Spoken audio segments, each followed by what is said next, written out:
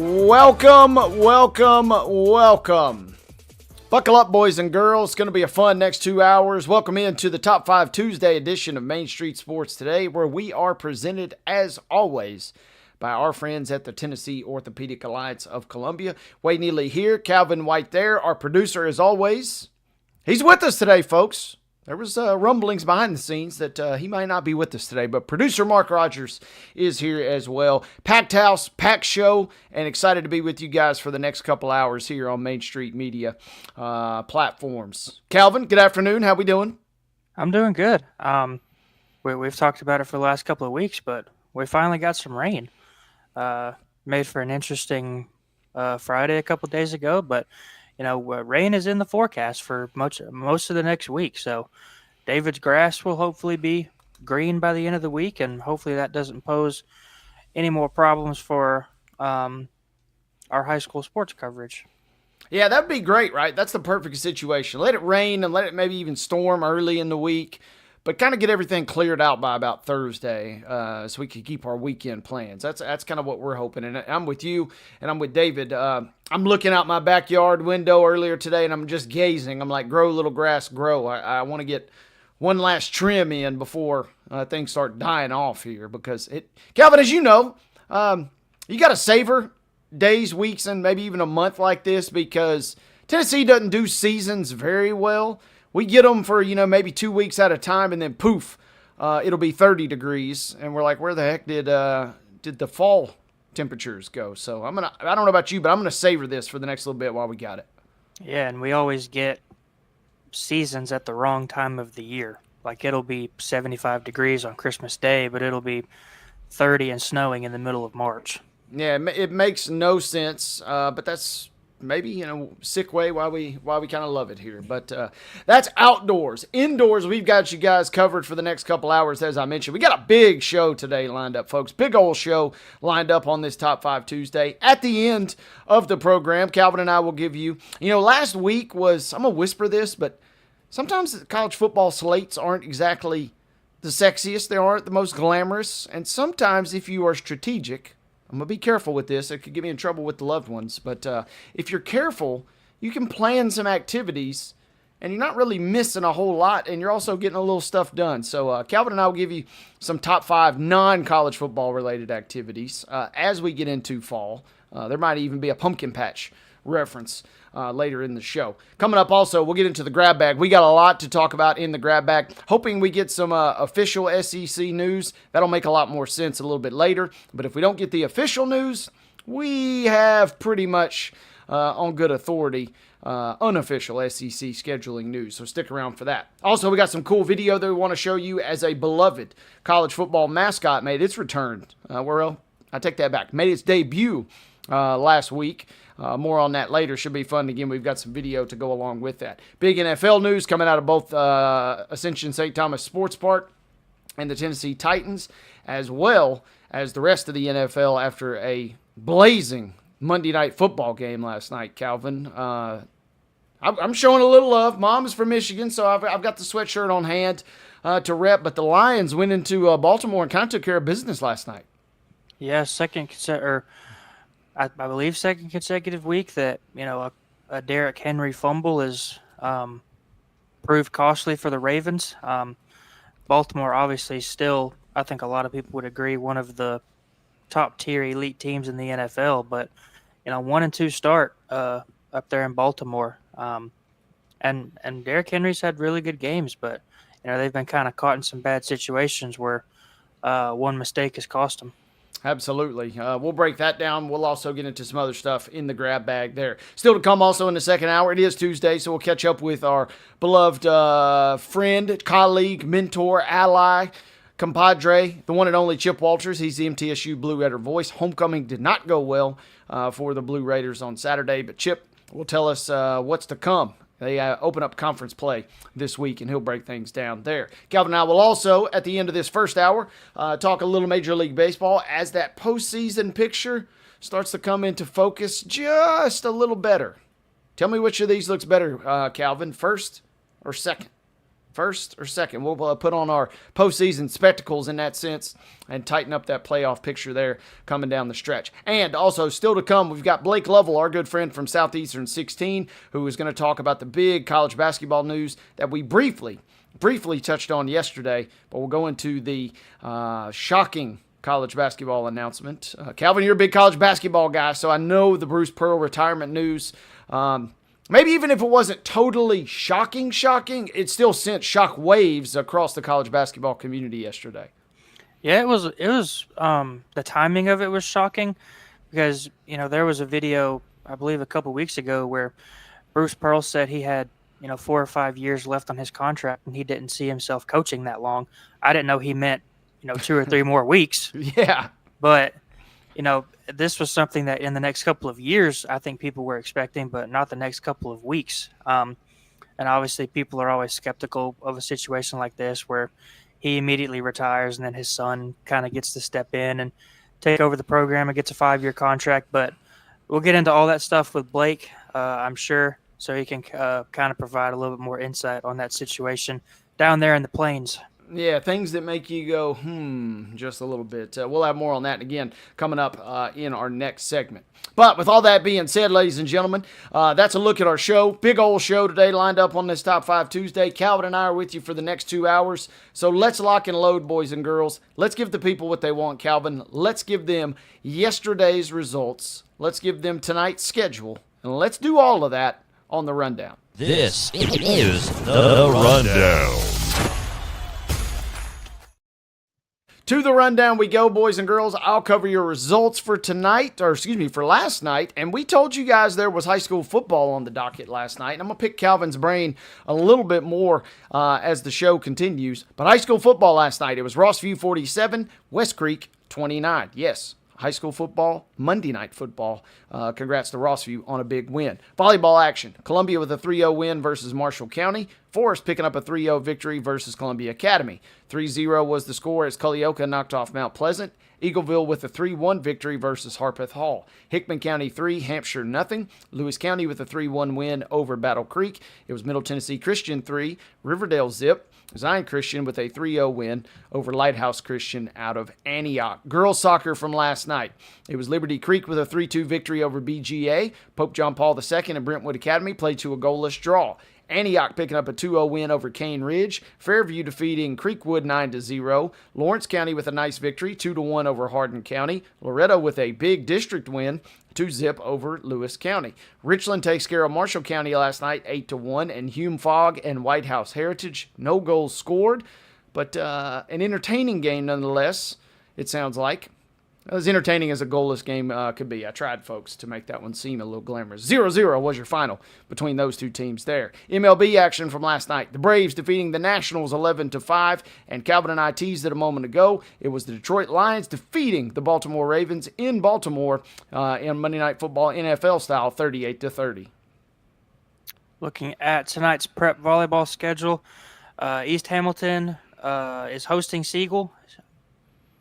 And then we have Siegel at Cleveland. Not sure which of those is correct. But nonetheless, Siegel is playing tonight somewhere. Spring Hill's at Community. All of these are district matchups coming up. Moore County is at Santa Fe. Franklin Christian is at Columbia Academy. BGA at Providence Christian. Middle Tennessee Christian at Zion Christian. Giles County is at Battle Creek. Riverdale travels to Blackman. Columbia hosting Coffee County. Fayetteville hosting Culleoka. Portland travels to Gallatin. Summertown is at Loretto. Cascade is at Murfreesboro. Central Magnet. Mount Pleasant is at Perry County. Oakland at Rockvale. Warren County at Smyrna. Lebanon at Stewart's Creek. And Laverne is at White County. In girls soccer, Hunters Lane travels to Glencliff. Nashville Christian is at Clarksville Academy. Franklin Road Academy is at Columbia Academy. DCA is at Ezell Harding. University School of Nashville is at Goodpasture. Valor Collegiate travels to Lead Academy. Antioch is at Lawson. Ensworth at Lipscomb Academy. Hillsboro at McGavick. Middle Tennessee Christian is at Providence Christian. Stewart's Creek at Smyrna. Liberty Creek at Springfield. Murfreesboro Central Magnet is at Marshall County. Smith County hosting Greenbrier. West Creek hosting Kenwood. Giles County travels to Zion Christian. Dixon County is at Clarksville Northwest. Waverly travels to East Robertson. Portland is at Gallatin. Grace Christian out of Franklin is hosting the Webb School. Harpeth is hosting Cheatham County. Laverne hosts Lebanon. Cornersville travels to Lawrence County. Richland is at Lewis County. White House Heritage at Macon County. Sycamore hosting Creekwood. John Overton hosting Cane Ridge. Father Ryan travels to CPA. Watertown is at Cumberland County.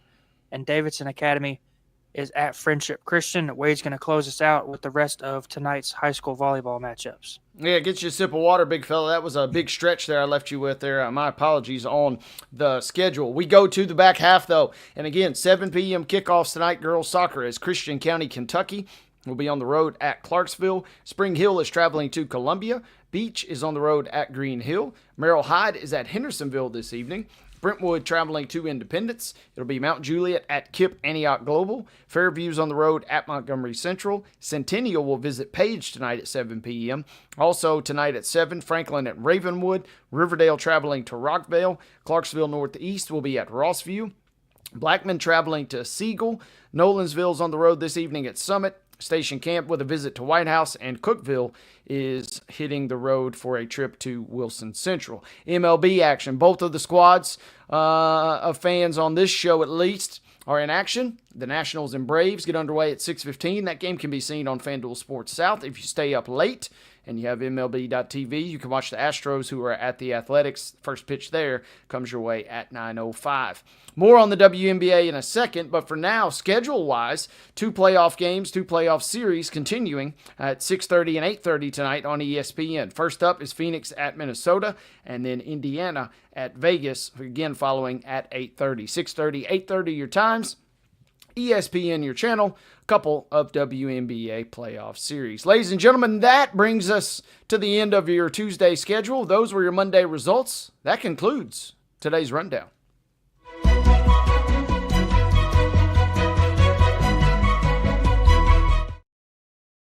Top story, as always, is brought to you by the fine folks over at Piggly Wiggly at Neely's Mill in Columbia. Open from 11 a.m. until 6 p.m. Be sure and check them out for your delicious daily deli lunch options, where they also offer hand-cut meats, and everything is cost plus 10 at the cash register. Once again, Piggly Wiggly, Neely's Mill in Columbia, presenting you your top story. Calvin, we go to the coaching carousel for today's top story. And I was going to ask you to pick a number 1 or 2. Give me 1 or give me 2. We'll start this thing off right. For top story?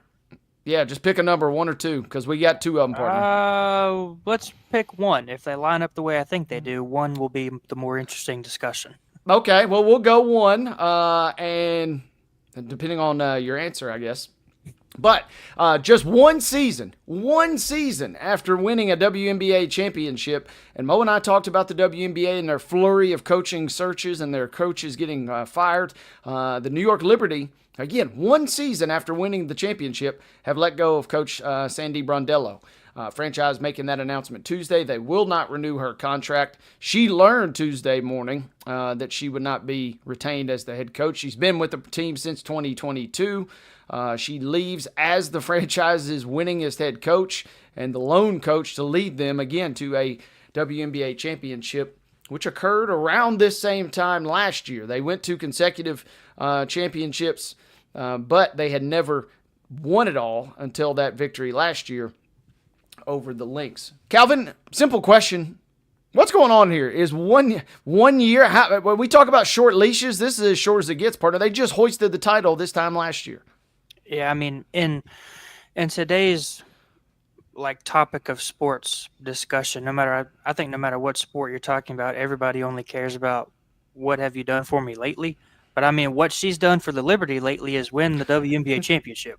And I guess that says something about the Liberty, that she was the coach for 4 seasons and she's the winningest coach in franchise history. But I mean, one season after winning the title is kind of nuts. I'm reading this story here from The Athletic. They started 9-0, but finished 18-17 with 18 different starting lineups. Um, but I mean, having all those injuries and all that type of stuff and still making the playoffs, um, it just doesn't make sense that a year after winning the championship and still making the playoffs this year with all those injuries from some of your top players, like Jonquel Jones and Breanna Stewart. Um, it's kind of crazy that she's looking for a new job now. Yeah, it feels a bit odd, and I'm sure more will probably come out in the weeks and months to come. But this initially on its surface feels like classic, something's up, or we don't know the whole story, because you're right. It wasn't as if the franchise just absolutely tanked and was awful this year. Yes, they didn't kind of maybe meet quote-unquote expectations, but you just mentioned a couple of key injuries there. They also had some people leave in the offseason. So, I mean, feels like something's up. I'm sure more will be revealed, but at least a very high-profile WNBA coach and franchise have decided to part ways. This comes on the heels. 24 hours ago, we told you guys that the Seattle Storm were the first to enter the head coaching market, as they did not renew the contract of Noelle Quinn. For what it's worth, Portland Fire and Toronto Tempo are also joining the league next season, so they got to look for head coaches. So Brondello, if she wants to continue coaching, she's also coached a lot at the international level with Australia. Maybe she says, you know what, I've had enough of WNBA life. Maybe she kind of pursues other endeavors. So more on that later, obviously, as that unfolds. Another story that's unfolding as we speak, Calvin. Mo and I talked about it on the show yesterday, and Mo kind of speculated how hot was the seat for Mike Gundy at Oklahoma State. Blazing hot is the answer, because he has been relieved of his duties, ending a 21-year head coaching tenure.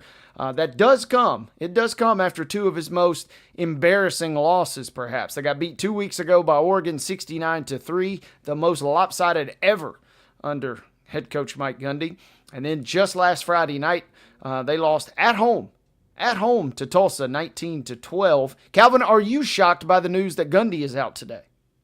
No, I'm not shocked at all. And, he's an Oklahoma State diehard, played there. He's the second longest tenured Division I college football coach behind Kirk Ferentz at Iowa. But, you mentioned it, the way they started the year, and even the last couple of years, they've kind of been treading water with not having that much success. And, that's a program that, has some history behind it. Barry Sanders obviously had some really good years when he was there. It's a historic football program, and especially with the way the last couple of years have gone, and, losing by 66 to Oregon. And then, even week one, they not barely, but they only beat UT Martin by 20. And, it's something that everybody kind of knew was coming, and it's kind of ironic because after they lost on Saturday, somebody asked Mike Gundy if he expected to be the coach next year, and he said yes. But out of a job after week 3. That is, 20 years at one place, and now he's looking for a job. Yeah, and I'll be fascinated to see. Mike Gundy kind of strikes me as the guy. Number one, I think he'd be brilliant in media if he decided to go that route. He just seems like a shoe-in if he, again, wanted to pursue that. But he also kind of strikes me as the guy that, hey, I was at my alma mater for 20-plus years. Do I really want to go out and just kind of start all over again? I would not be shocked if, maybe he just kind of wanders in the wilderness and enjoys his later years outside of football. I would not be shocked if he does either one of those. But what you can kind of be shocked by, and maybe in a bad way here, OK State went 3-9 last year, but they went winless in Big 12 action. They are trending very much in that same direction again this year. And also, Calvin, one final point to think about is while they are kind of struggling, failing, floundering, whatever term you want to use, you got teams kind of in the last 2 or 3 seasons. Texas Tech has come roaring back to life. West Virginia, we laughed at them a couple weeks ago, but they're showing a little backbone under Rich Rod. Schools like Kansas and Houston seemingly rejuvenated.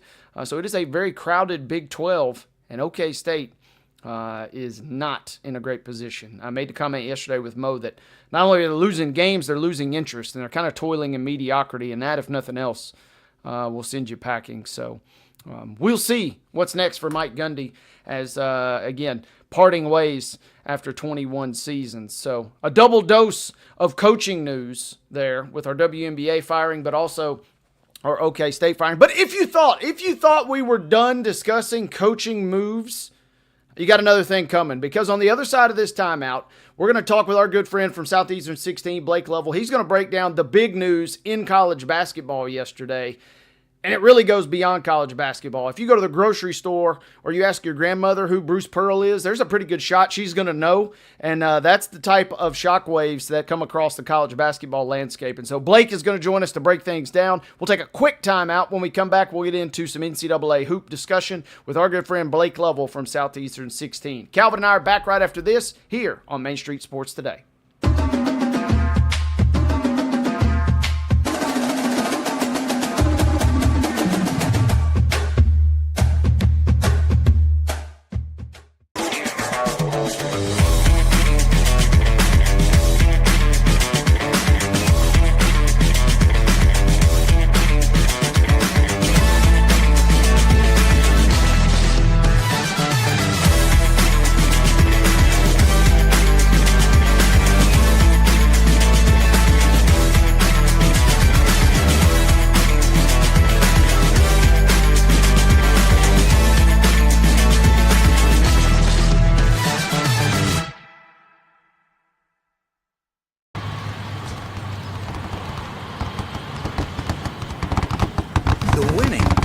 Closer. All new Sportsbook, the latest gaming machines, live horse racing, and more. The Mid Gaming Hall, Kentucky Downs. Winning just got closer. Deep in a forest at Nashville Zoo, new creatures here for you to view. Phantoms graced in black and white swing high in trees of dappled light. In rocky crags, tall and steep, small antelopes with nimble feet. A wise old man with beard of white, a sentry perched on stony height. Amidst it all, a hunter lies, with coat of gold and steely eyes. A new adventure just for you. Leopard Forest at Nashville Zoo. Open now. Busy bee, yeah, busy bee. If you need... Hold on, y'all, hold on. I need to make a call. Hey, this is Brianna with Busy Bee. I'm giving you a call to let you know your technician is on his way. 833. Oh, busy bee. Guys, not yet. Not yet. Busy bee, oh, Now busy I'm ready, bee. guys. Call 775-7833. Custom Stone Handlers supplies over 600 distributors and suppliers with quality stone products. Along with Riverstone, we produce and distribute over 100 building, landscape, and other bulk products. Our goal is to provide quality products, service, and partnerships to ensure our customers' success. We firmly believe the measure of any person or company is how you treat other people and customers. Give them a call at 931-490-4990 or visit CustomStoneHandlers.com.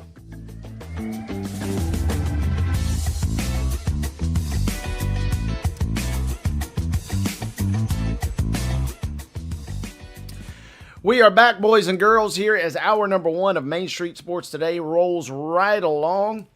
Big show lined up today. That is Calvin White. I'm Wade Neely. Our producer, as always, the one and only Mark Rogers. We told you guys that after this quick timeout, our good friend Blake Lovell of Southeastern 16 would join us. Mark, if we could, let's bring Blake in. We welcome in Blake. First of all, Blake, good to see you. A little earlier in the calendar year than sometimes we have our conversations, but we're delighted to have you nonetheless.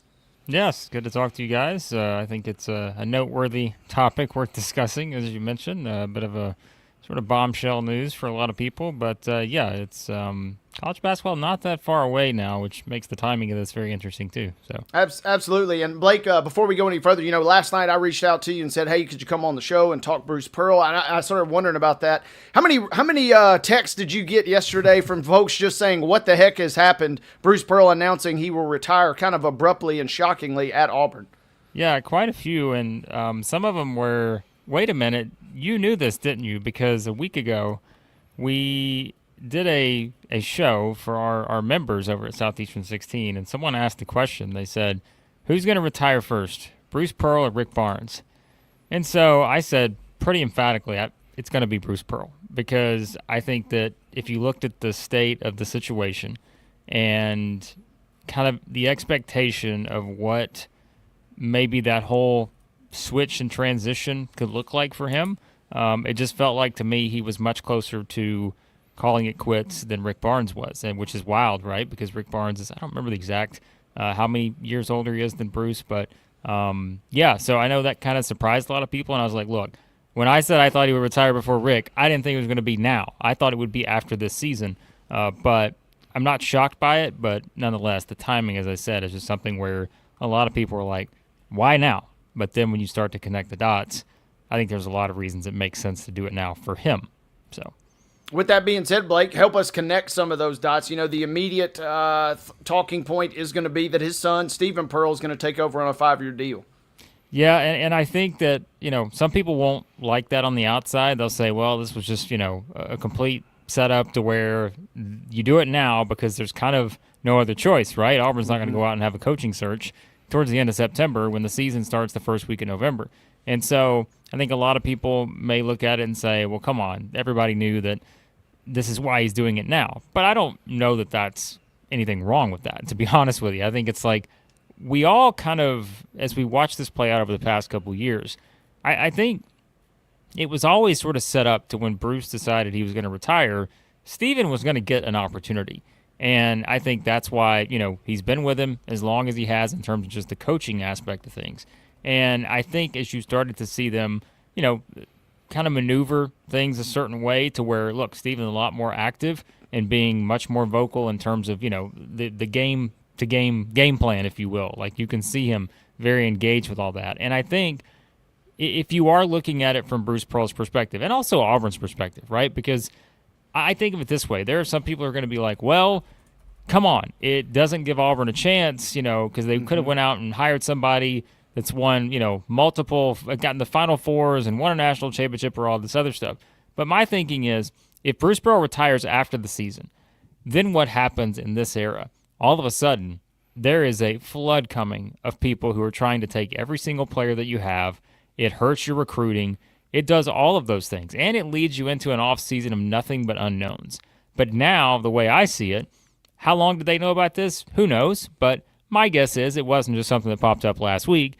They've probably been preparing, whether it's in their practices, whether it's in, you know, kind of their off-season workouts, which they just started official practice this week. They've probably known that this is how it's going to look. So I think they've gotten the current roster acclimated to it and all of that. And so for me, if you were Bruce Pearl and you wanted your son to have an opportunity, someone who has worked side by side with you, multiple Final Fours, this made the most sense in the world. And I can't say I blame the guy for doing it that way, given what he did for Auburn basketball. Blake, you know, obviously it's a big talking point because Stephen Pearl is Bruce Pearl's son, but, you know, there's nothing that anybody can do about it at this point. He's going to be the coach. But, you know, this was a guy that was a pharmaceutical sales rep for a couple of years before he joined his dad's staff at Auburn. Now, obviously, he's worked his way up through the coaching ranks at Auburn.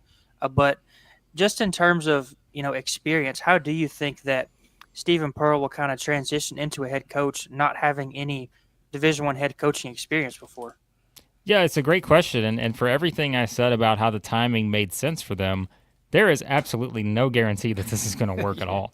And I think that's where, if you're going to play the pessimistic side of it for Auburn fans, you're going to look at this and say, all right, maybe this year we will certainly have a good idea of how this works without Bruce Pearl on the sidelines. But really, the biggest thing you're going to see, and maybe say, all right, this is where we learn the most, is going to be after this season, for every reason that I just mentioned about what happens with recruiting, what happens with the roster, what about the NIL? Are the boosters, who, as we know, sometimes can be a little fickle at college schools, are they going to be like, you know, I put my money in here when Bruce was there, but this is going to look a little bit different. So it's all those things. But I think that's where it is, and people were comparing it yesterday, right? It's like the Nick Saban thing, where, all right, Saban's stepping down, but he's still going to be the ambassador, right? And some people have been like, well, how's that worked out? Well, that's sort of a different situation where you're going with someone who Nick Saban basically had no association with. You're hiring Kalen DeBoer as a head coach versus Bruce Pearl and his son, who, again, has been there. He just has not been in this chair. And it's completely different when you are in that spot. And so I think from that perspective and the way Auburn has kind of structured their staff in recent years, you guys know how this works. Like basketball now, we're kind of like football. There's an offensive coordinator, there's a defensive coordinator. There are guys who play much different roles on that staff.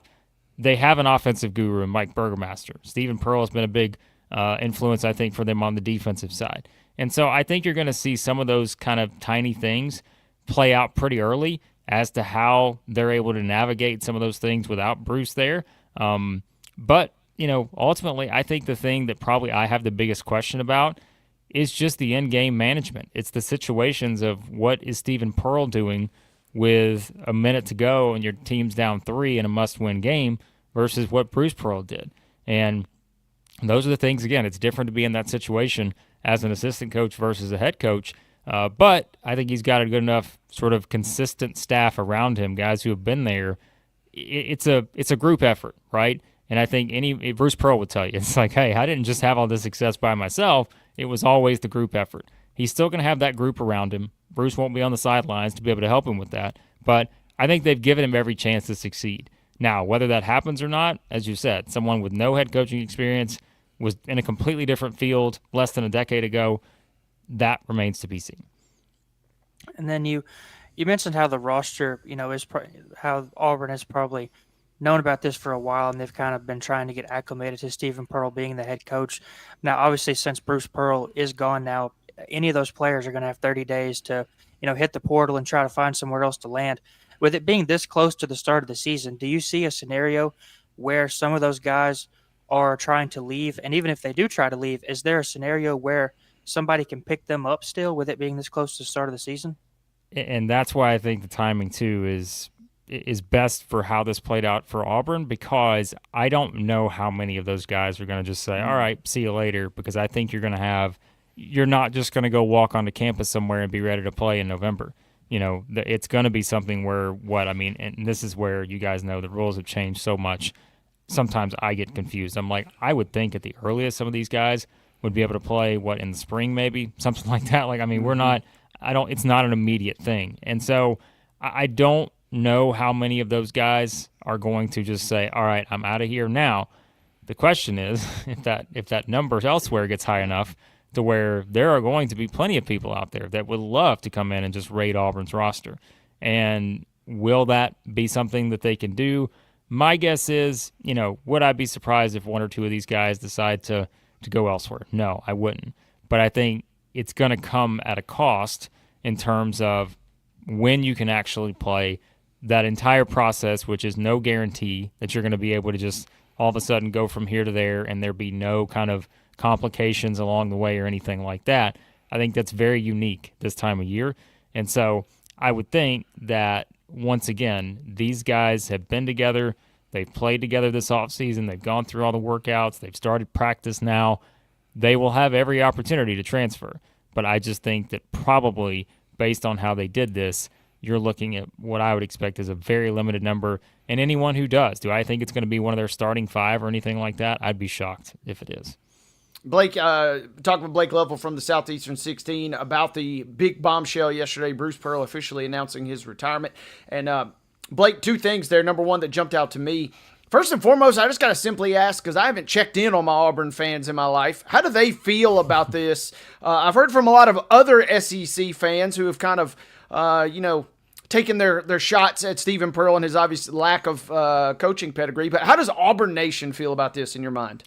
Yeah, I think probably most Auburn fans I've seen have just been, it's more of an appreciation type thing. Sure, it's not what you wanted going into the season, but I think it's simply look at where we are now versus where we were when Bruce Pearl was not the head coach, going back over a decade now, to where it was a program that, quite frankly, had become the worst, not just in the SEC, it was one of the worst power conference basketball programs out there.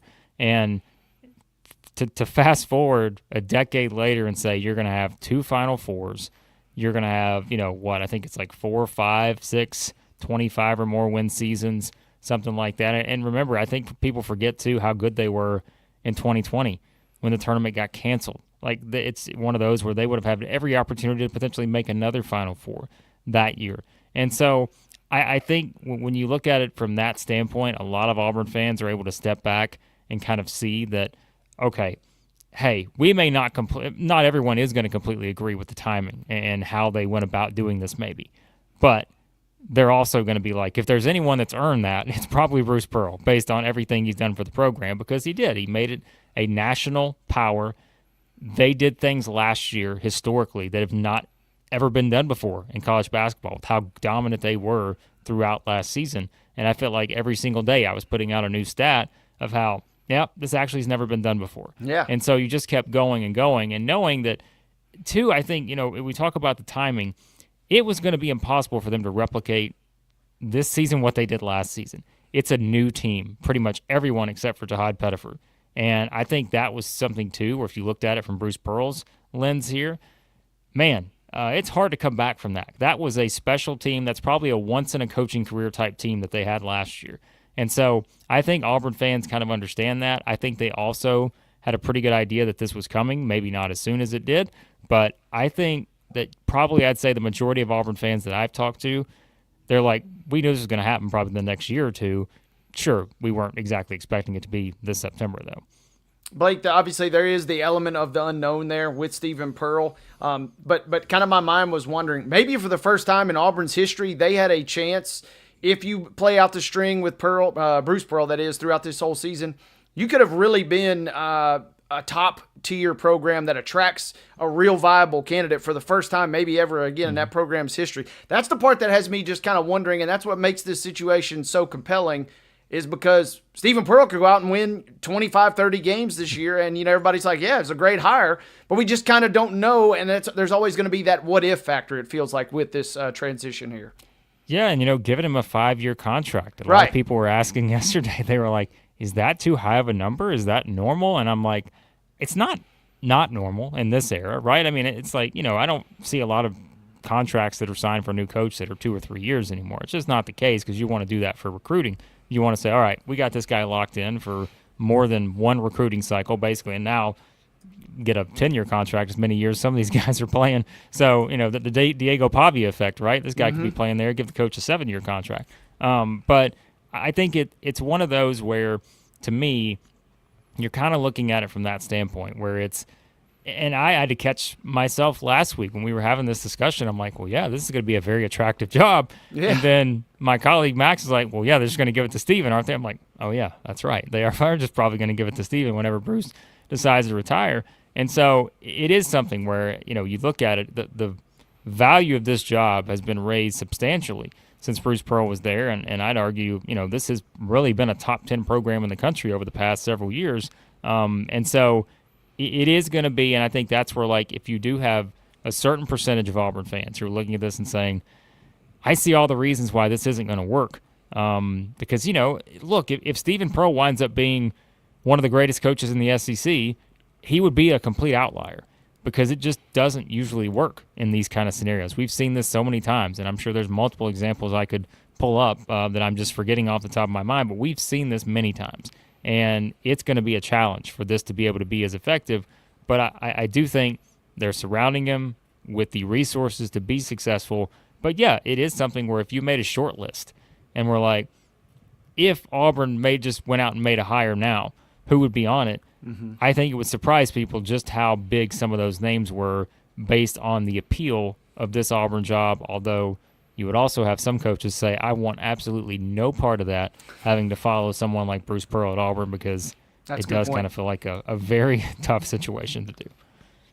Like before Bruce Pearl kind of debunked it yesterday in his tribute or goodbye video he put out, there was a lot of rumors that, the timing of this kind of made sense for Bruce Pearl to retire and, pursue that career in politics that he had kind of been talking about over the last couple of months. But, in his tribute video or goodbye video, he kind of talked about how he was going to move into what appears to be an administrative role at Auburn.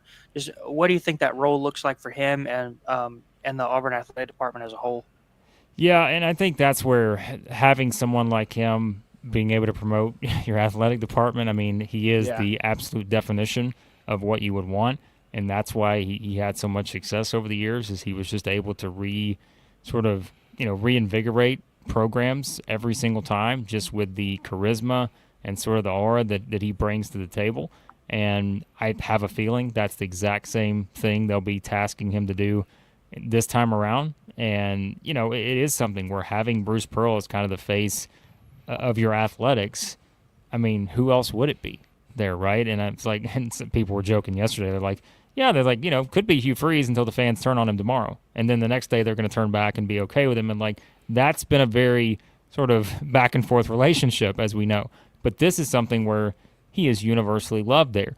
And so I think they will use him in all those ways just to keep promoting the growth of Auburn athletics, you know, in multiple sports, but also having him still connected to the basketball program is going to do wonders. And, you know, I know what he said yesterday in the video about, hey, everybody thought I was going to, you know, run for the Senate and it would have required me to leave Auburn and all that. But do I still think there is a great chance that Bruce Pearl will eventually make his way into politics? Yes. I just think that we have to remember, too, right? He's 65 years old. I mean, I think there is still a great chance that he will enter into that realm. We all know. I mean, he's certainly been outspoken about it. And so, but for now, I think this is probably something where how many years is he the ambassador for Auburn athletics? Don't exactly know. But at least now as a starting point, again, if you're Auburn, I don't think you could ask for anything more, because if he had just completely walked away and went out and done something else and you had that divide where it's like, here's Stephen Pearl on an island, and he doesn't have that support of a Bruce Pearl there all the time, that could have not worked out very well, I think, at the start. Yeah, if nothing else, it feels like, he's been thrown a little bit of a lifeline, and, you know, Stephen's going to be able to chart some unfamiliar waters a little safer, knowing that Bruce is around. I don't know if media's in his future, obviously, but that seems like a shoe-in. And Blake, I know you're a wrestling guy too. I can see him. He could be a full-blown baby face or heel if you wanted to get into it with him there. So I'm fascinated by how this plays out. And yes, I am curious. I don't think we maybe have heard the last of the Bruce Pearl political talk. I will not be shocked whatever he decides to do, whether that's continue at Auburn, maybe politics, or even media. Blake, before we get you out of here, we do want to ask you, we want to pick your brain a little bit about college football. And Calvin and I are MTSU grads, so you're not allowed to make any Austin Peay jokes to us, your beloved alma mater. So keep those to a minimum. But what else, as we enter maybe the biggest college football weekend in maybe history, it is going to be a mammoth slate this weekend. What's got your eye? Well, I mean, look, I was joking about Diego Pavi earlier, and I know Vanderbilt, plays Utah State, and they're 3 touchdown favorites. But I think it's like, you look at the entire SEC landscape this weekend, and you're looking at all these big kind of powerhouse type games, and yet I'm still looking at Vanderbilt. Like, I mean, are they one of the top 3 or 4 teams in the SEC? Like, I mean, because we were looking up the stats earlier, like, and I'm like, hey, they haven't played the exact same schedule as everybody else and all this to this point, but they have simply dominated every single game they've played in. Really after what was a bit of a struggle in the first half against Virginia Tech, when then they just came out and just blew the doors off. I just keep looking, and I'm like, and so Chris Lee and I were doing our preview video for that game today, and we started talking, and I'm just like, Chris, I feel like we're trying to talk ourselves out of how good Vanderbilt is, because we've been around Vanderbilt for so long, and we're like, this is where everything, like, they're going to lose this game, right? They're going to lose to Utah State. But I'm like, this is completely different. And I think it's the vibe and it's everything. Like, he was bringing up, the SEC Network last week was already looking ahead to Vanderbilt and Alabama. When has that ever happened? Yeah. Right? And so I think this week coming out of it, yes, like, okay, what happens with Georgia and Alabama? Tennessee going to Mississippi State, I think is so fascinating, because to me, that's the kind of game I still think Tennessee can win, even though I think everyone's on Mississippi State. I still think LSU can go on the road and beat Ole Miss, even though it seems like everybody's on Ole Miss winning at home, because we're just naturally going to, look at the home team and say, all right, when in doubt, take them. But how do, like, the Road Warriors wrestling tie in there, how do they fare this week? And can those teams go out and get wins? But I also think it's like, if Vanderbilt just comes out and beat Utah State by 4 touchdowns or something, and you're starting to look ahead and really being like, hey, let's just stop looking at this team as though they're just a team that's there in the middle and they've won their games so far and all that. They may legitimately be one of the 3 to 5 best teams in this conference, and I just think that that's going to continue to be one of the biggest stories for me, just to see how it plays out from here. We may not learn as much this week as we are on these other powerhouse SEC games, but I just can't take my eye off of what they've done to this point. I'm with you, Blake, and yeah, there's that sense of you'll breathe a heavy sigh of relief if and when you're a Vanderbilt fan after you get by Utah State, because now you can finally look ahead toward what is. It ain't just Alabama, as you well know. I mean, you got LSU, Missouri, and Texas all lurking behind. So if the Commodores can snag a couple wins out of there, they're in prime position to make some damage. Blake, real quick before we get you out of here, one other game kind of off the grid in SEC land. Does Arkansas end Notre Dame's playoff hopes this weekend? I will never, with any confidence, say yes when it comes to Arkansas right now. I've gotten burned on them 2 weeks in a row.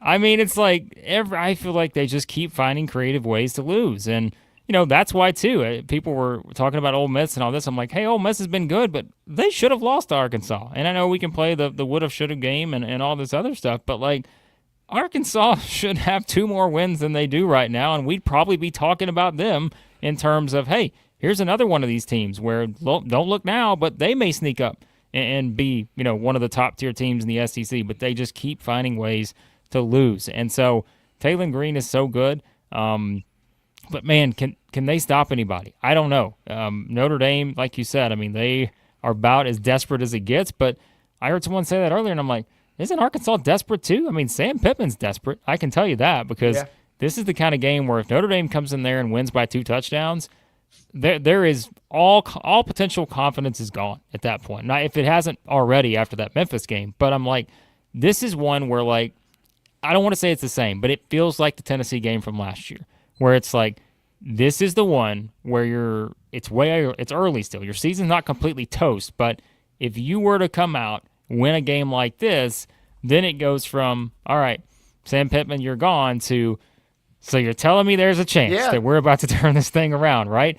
I don't think Notre Dame is – I think there's absolutely a chance Arkansas wins this game, but there is no confidence that I have to pick them because – I just think that, again, when it comes to these late game situations, they have quite literally, kind of fumbled them away here in some of these games. So I'm about in the same boat. I'll believe it when I see it with Arkansas, and I don't know that we'll see it this week. But hoping that's about as good of an appetizer at 11 a.m. on ABC as you could get for the rest of the day. That's the good stuff from Blake Lovell. We bring him on to talk Bruce Pearl, and he's still breaking down college football with us. That's why he's the best in the biz. Blake Lovell, we thank you as always. Basketball season right around the corner. We undoubtedly will be reaching back out to you again, my friend. Thanks, guys. Appreciate it. Thank you very much again to Blake Lovell of the Southeastern 16 for joining us, talking all things. We got a little college basketball. We got a little college football. We even snuck in some wrestling references on the spot there. So, Calvin, a lot to unpack there. I do love what Blake said, though, about Bruce Pearl and the whole kind of lingering around. Because if he had just completely walked away, I was kind of floored by the 5-year deal aspect of this, I will admit, from Steven. But if Bruce is going to be around, it's kind of like, okay, do you really want to fire him so quickly if Bruce is kind of still around? Because he could almost threaten to take his ball and go home, too, at that point. So they've kind of set this up about as well as you possibly could, it feels like. Yeah, and if I'm Stephen Pearl, I'm probably really glad that they kind of kept Dad around to be kind of an outlet. If things do start going wrong, he can kind of, he can just go around the corner in the office and be like, hey, he doesn't have to be like, hey, Bruce Pearl. He can be like, hey, Dad, can you help me out a little bit with this? Can I have some quick advice on how to avoid, losing by 1 million in this gauntlet of a basketball conference now? But I think it's a good situation for Auburn as a whole and Bruce and Stephen Pearl. Obviously, Stephen Pearl with no Division I head coaching experience is probably, not going to be, well, I say probably not, but who knows if he'll be an instant success. If he is an instant success, then it's probably the biggest story in college basketball in the early part of the season. And that's the crazy thing, right? I mean, yes, as Blake said, their roster is not going to be as slam-packed as it was, no Janai Brooms walking around campus at the moment, but not out of the realm of possibility. And in a sport where the tournament kind of dictates a lot of your perception, maybe they make a run, and yeah, everybody's like, holy smokes, this was a great hire. But that will remain to be seen as we continue. Calvin and I are going to take a quick break. When we come back, we will close up the first hour. We'll do a little MLB discussion. We'll give you an update on the Braves. We'll give you an update on the Astros. We'll even give you an update on all other things across Major League Baseball as the postseason picture continues to come into focus here over the next 6 days or so. All that and more coming your way as we close out hour number 1. Heading up next right here on Main Street Sports Today, where we are presented by the Tennessee Orthopedic Alliance of Columbia.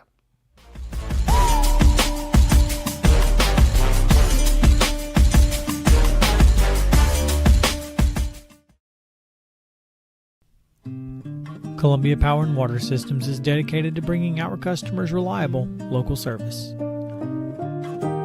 Whether you're turning on a light switch, your faucet, or streaming on TV, our dedicated team members from here in Murray County work every day to keep you on. If you need us, call us 931-388-4833 or visit cpws.com.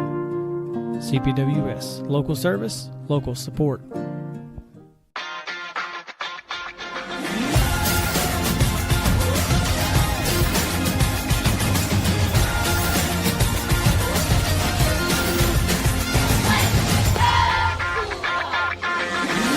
Zion Christian Academy at zioneagles.org or 931-388-7531. You can schedule your appointment to visit their beautiful campus. Again, zioneagles.org or 931-7531 to schedule your visit today.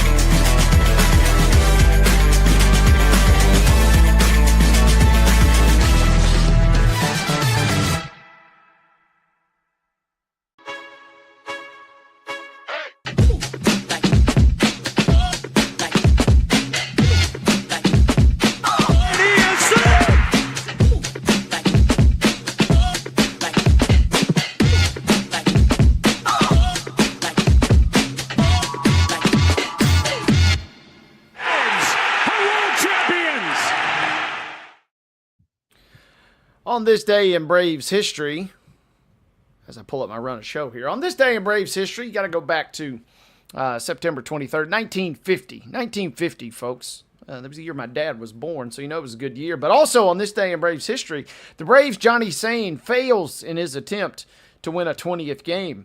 However, he does hit his first Major League home run, a dinger off of Larry Jansen, a 4-3 loss to the visiting Giants with 2 outs in the 10th. Sam Jethro loses Don Muller's fly ball in the sun, and then Muller legs out a triple. Hank Thompson's single wins it for Jansen.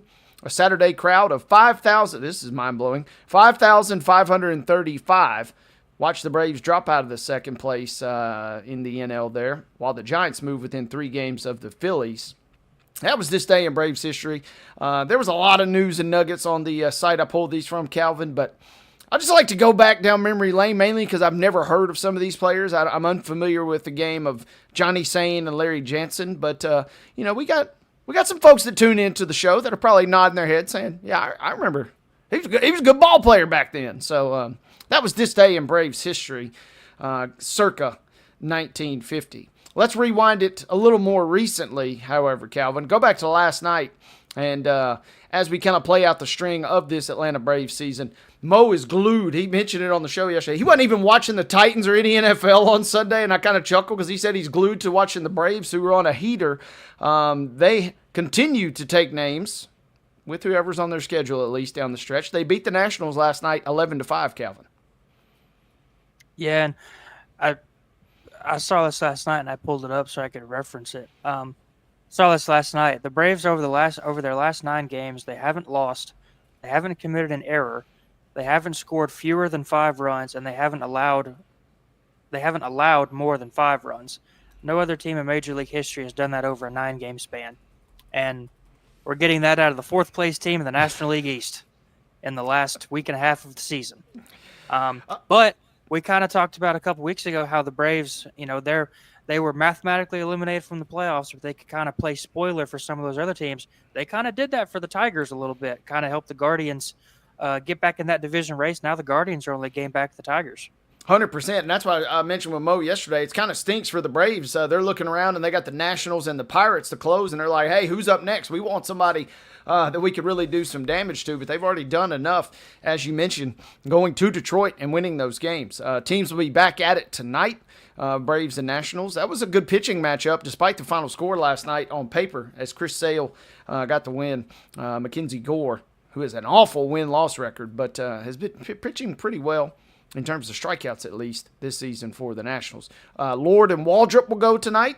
That's a producer Mark reference there with Lord on the mound tonight, I suppose. But Hudson Waldrop will go for the Bravos with 5-1 record, 3.04 ERA. That's on one side of town, Calvin. On the other side of the country, as a matter of fact, the Astros are at the Athletics. I didn't necessarily want or hope to find myself having to tune in to Astros and Athletics at the end of the regular season in any meaningful capacity. But here we are. Houston desperate for a win because the division has pretty much gone bye-bye. But as you just mentioned a moment ago, they got another team to contend with. The Guardians cannot stop winning baseball games. Well, they did lose their last time out, but prior to that, they'd won 9 in a row. They're 9-1 in their last 10. And the Guardians and the Astros, throw in the Tigers. It's a 3-team race, basically gunning for 2 spots, one of which is going to be the AL Central, and the other will be the final AL wildcard berth. Yeah, and we've talked about this division race over the last couple of weeks. For a long while there, it didn't seem like anybody wanted to take control of the AL West, but Mariners have been playing well over the last couple of weeks, and the Astros have been kind of slipping. Mariners have built up a 3-game lead over in that division. And obviously, if Cleveland manages to overtake Detroit for the AL Central, then that's just another dominant team in Detroit that Houston's going to have to compete for one of those final wild card spots with. Yeah, it is not looking good. Houston needs desperately to get a win. And, I mentioned it on the show yesterday. They were up 7 games, I think it was, on July the 6th. And they have seen that lead squander. And they didn't do themselves any favors, but the Mariners kind of didn't take it until this past weekend. They were kind of just getting by on Seattle, not doing a whole lot. But now that we've reached this spot, here we are. So it'll be interesting. Again, I did not find myself or dream. If I'm being brutally honest, I didn't know that Houston would have the goods to maybe really contend for a playoff spot in the preseason, but I found myself middle of the year, kind of started to get a little hopeful, and now here we are having to tune in to Astros and A's tonight. Calvin, you mentioned it a moment ago. You want to talk about put up or shut up time? 3-game slate getting ready to get cranked up in Cleveland. Can I interest you in Tigers and Guardians beginning tonight at Progressive Field in Cleveland, Ohio? Absolutely. And, I've got the AL wild card standings pulled up. The Houston Astros and the Cleveland Guardians are both 84 and 72. They are both 1 game back of the Boston Red Sox for the final AL wild card spot. And both of those are 4 back of the New York Yankees. So this last couple of days and maybe even a week of the regular season, we could be looking at teams like Boston and the Yankees that have been firmly in the playoff picture for a while. If the Yankees slip, we could potentially be looking at 2 entirely new teams in the playoffs. Okay, now I'd not even really let that enter the realm of possibility in my brain, but thank you for doing so. I'm going to dare to dream a little bit because not only would that ensure the Astros get in, but it would be, from a what's the word I'm looking for? From a Schadenfreude standpoint, almost, so to speak, it would be fun to kind of see Boston and New York slide out, just to watch the MLB executives kind of lose their lunch there with 2 of the major market teams not being in. More on that as the week continues. Hey, speaking of which, Calvin, more on this story as you and David take the reins tomorrow. But MLB, it sounds like, has approved automated ball strike system for the 2026 season. David was kind of tipping us off that this might come down the pike earlier today. And then, boom, it's now officially been announced. And so I'm going to let you 2 guys kind of debate it and talk about it a little bit more tomorrow. But safe to say, the robot umps are here. The robot takeover has officially made its way to Major League Baseball. Yeah, and this is something that I don't think, there's been a lot of players that have been outspoken about how much they don't like it. there was a video of Walker Bueller, I believe last week. He was talking about how he doesn't like it because he thinks that he said there's calls that veteran pitchers get around the plate that younger guys might not get, which I think is stupid. I think everybody should get the same ball strike call, but that's me. I don't play. I'm the armchair manager. But I think that the ABS system is something that's worked, pretty well in minor league baseball ever since they've started using it. And, I obviously the major league level is totally different than the minor league level. Those guys are a lot better. But so I guess we'll see next year how well this is going to work, if it does work. Yeah, absolutely. So, again, Calvin and David Wilson will talk much more about ABS coming to the MLB level on tomorrow's episode of Main Street Sports Today. We've reached the top of the hour. Matter of fact, we're 1 minute past the top of the hour. What that means, folks, is on the other side of this timeout, our good friend Chip Walters will join us. We'll talk all things Blue Raiders after this as we kick off hour number 2 of Main Street Sports Today, presented as always by TOA of Columbia.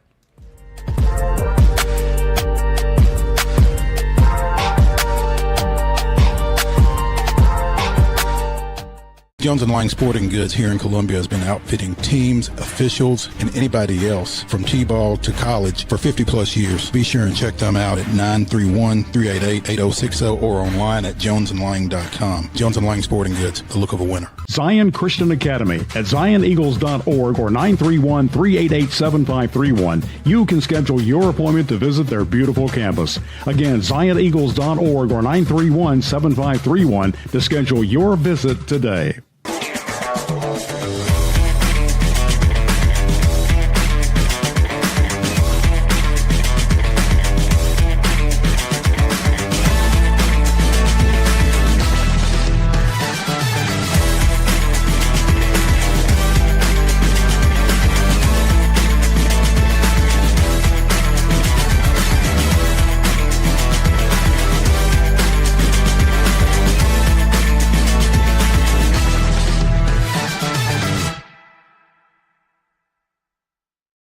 Is your internet slowing you down? It's time for an upgrade. Whether you're at home, working from your home office, or at your business, it's time to unleash the speed you need with speeds up to 1 gig at CPWS for as low as $70 a month. Give us a call, 931-375-7777. Local service, local support, CPWS. Piggly Wiggly, located in Neely's Mill Shopping Center, is Columbia's locally owned and operated Cost Plus 10 grocery store dedicated to serving the community with low prices and smiling faces. Piggly Wiggly offers fresh, hand-cut meats daily as well as daily hot plate lunches from their deli counter. You're certain to see smiling faces and a helping hand when you're here at Piggly Wiggly. Come by and check out our fresh produce, high-quality meats, and more. Down home, down the street, we'll see you at the Pig.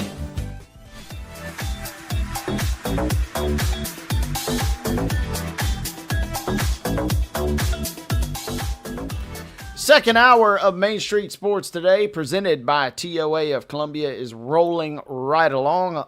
Alongside Calvin White, Wayne Neely sitting in the saddle here. Our producer, as always, is Mark Rogers. And as always, except for the few, and I mean few times when we don't, our good friend Chip Walters, the Blue Raider voice, joins us each and every single Tuesday, and he has yet again made his way on via StreamYard to these airwaves. Chip, good afternoon. How art thou? Doing fine, recovering from busy homecoming weekend, but that's all part of it. But I'll mark it down today. What is it? September 23rd. First full day of fall was the first day that I wore a jacket for the fall. So I at least have had a pullover for the first time. The first time I walked out the door and said, need a little more than what I'd started with. It's funny you say that because Calvin kicked off the show by tossing a little weather shout out in there. And he said, we got some rain, but when you get rain this time of the year, you get that nice little cool that comes with it. And I'm right there with you, Chip. Well, and we had that Saturday night. It was, 90 plus degree day on Saturday for homecoming, and you get the football game started, and literally out of nowhere, you get lightning, and which caused a delay, which that was followed by a full-blown thunderstorm, and it lasted. The delay lasted 2 hours and 12 minutes, and I'll tell you, I was, to be honest, I mean, there was a nice crowd there, but I was stunned at the number of people that hung around after the lightning or the weather delay. But the thing was, that rain came through and it got really comfortable. And then, fans had an opportunity to see a crazy football game with a lot of points scored. And, there's some good things that happened. It didn't end up the way Middle wanted it to.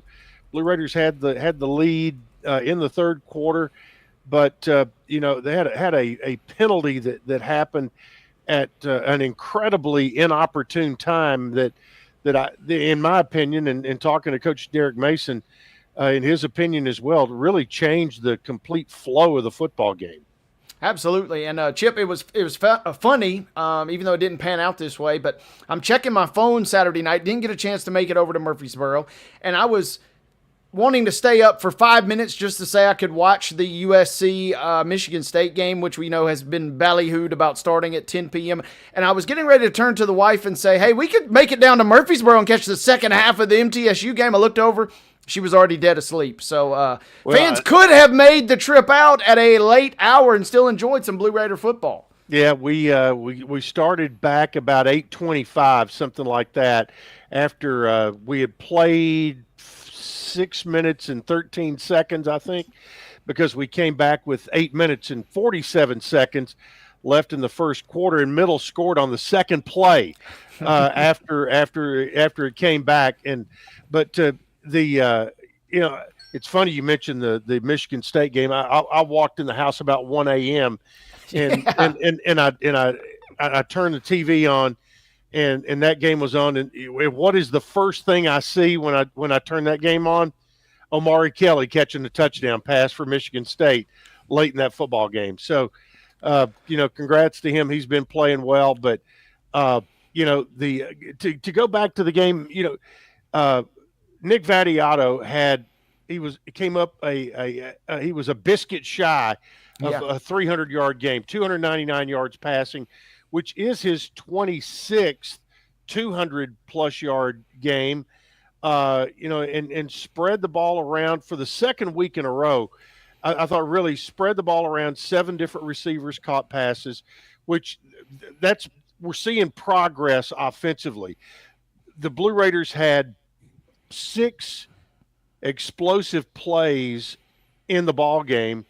They had 7 in the first 3 games combined. So we're seeing some chunk plays in there, but the game it had a lot of chunk plays on both sides.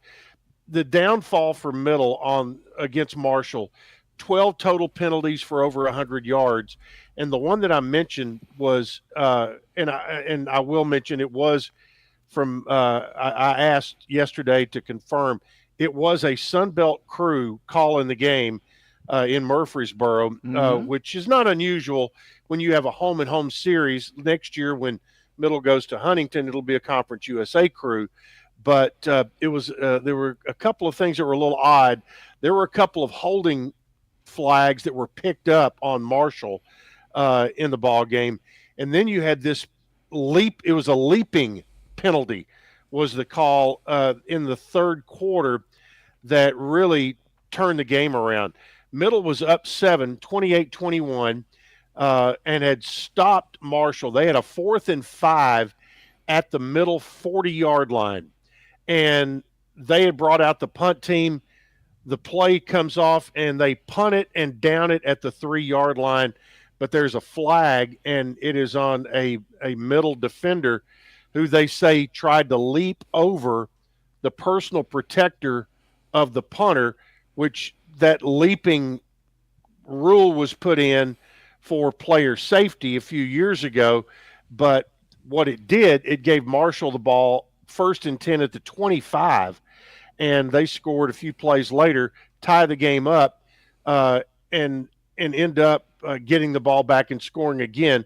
Middle could have obviously gotten the ball back and scored themselves. But when that really turned the momentum around.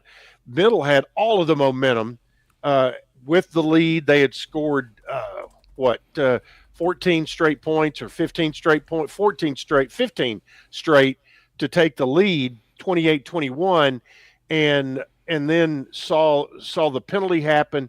They had stopped it. They were going to get the ball back, and so a lot of woulda, shoulda, couldas, but there are a lot of times a few handful of plays can make a big difference in a game. That was a huge one right there that turned the tide against Middle. Now you turn around and you face a very good dual threat quarterback at Kennesaw this weekend, and Kennesaw is off to a good start. They've got they're 2-2 so far on the year and beat Arkansas State last week. They gave a real scare to Wake Forest opening weekend, 10-9. But they're going to be a tough out down in Georgia. It'll be Middle's first trip to the Peach State since they played the number 3 ranked Bulldogs at the time back in 2018. But it'll be a Saturday early evening contest, 5 o'clock Central, 6 o'clock Eastern time, and right now, no lightning on the schedule or in the forecast. We'll hope to keep it that way. Yeah, absolutely. Chip, we've talked about him over the last couple of weeks, but it feels like Najee Cox and Nick Vadiato have kind of been the only noteworthy offensive players for MTSU to kind of look at and say, hey, they had a pretty good game. Najee Cox, 6 catches for 94 yards and a score the other night. How has he kind of separated himself to be Nick Vadiato's top target, kind of how Holden Willis has been over the last couple of years? Well, he's a pretty good sized target. As a matter of fact, we had him on the radio show last night. I would add Ja'Kale Middlebrook into that list because Ja'Kale has had the last couple of games has had double-figure touches with running and receiving, and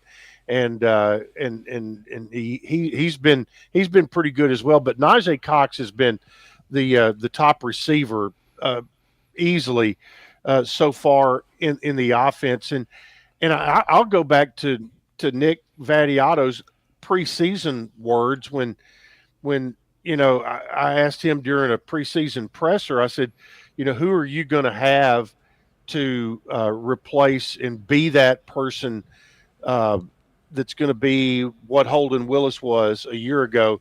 And he goes, that's going to be whoever decides to get open. And that's what Najee Cox has done better than anybody else, is he's gotten open.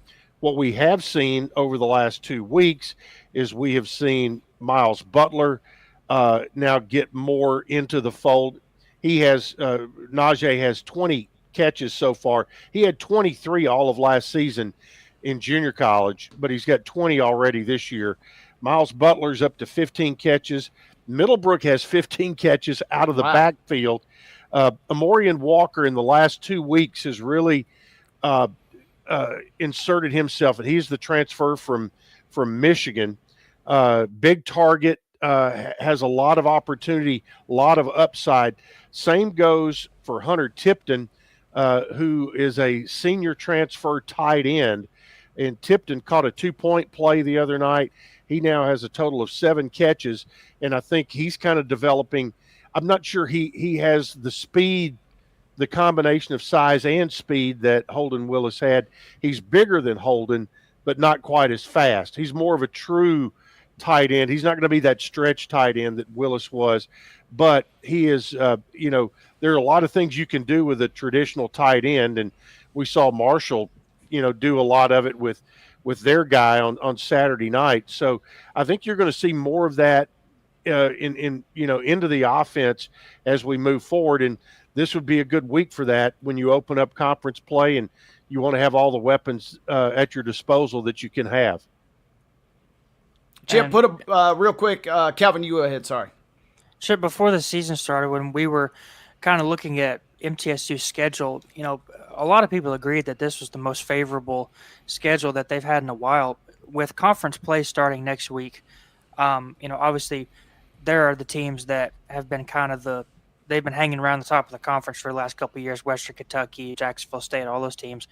Is there a way that you see that Middle can still kind of turn it around and pick up a bunch of wins? I don't want to say a bunch, but pick up some wins in conference play. Well, I mean, they the opportunities are going to be there, but I think you also, when you're talking about who's hanging around at the top of the conference right now, yeah, Western has a win. I think Delaware has been a bit of a surprise. They're 3-1 on the year. Kennesaw has maybe been a little better than advertised. Missouri State went in and won at Marshall a couple of weeks ago. So the two new members of the conference have been probably better than expected. So, while, that's why we play it out on paper in the preseason, and then you have to play it out in real life later on. But, the one thing I still agree about Middle on is that they've shown improvement every week.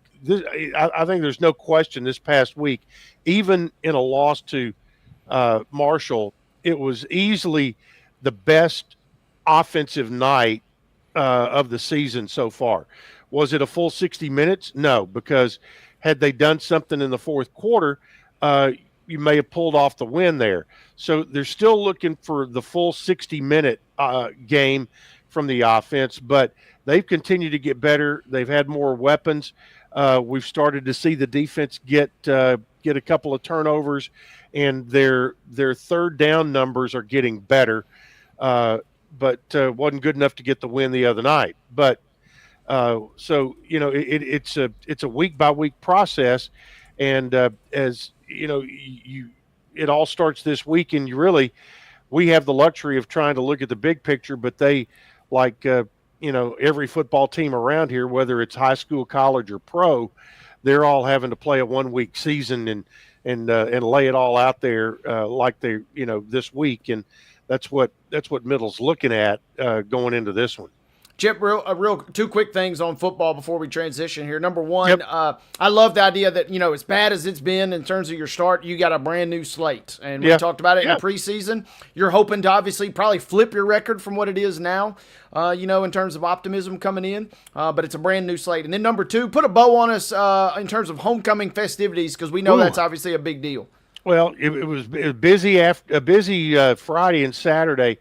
I had the honor of being the master of ceremonies for 3 events leading up to the game on Saturday. On Friday afternoon, the National Alumni Association has their alumni awards. I emceed that. Friday night, we had the 50th induction of the Blue Raider Hall of Fame. We had Warren Kidd, Ann Dudley, and Garth Petrelli were there in person.